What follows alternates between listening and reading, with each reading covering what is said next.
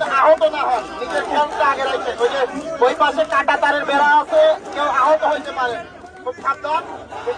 নিজের সেফটি নিশ্চিত রাখেন। আমরা এই পাশে নিরাপদ আছি, আপনারাও একটু নিরাপদ থাকেন। নাহলে ওই যে এগুলো কিন্তু খুব এই যে ধারালো, ওই এটা টানা হেঁচড়া করতে গিয়ে যাতে কেউ কারো পায়ের উপর না পড়ে, কেটে ফেটে রক্ত বের না হয়। আপনারা আন্দোলন করেন, আমাদের কোনো অসুবিধা নেই। শান্তভাবে আমরা থাকি যাতে কেউ আহত নয়। Thank you.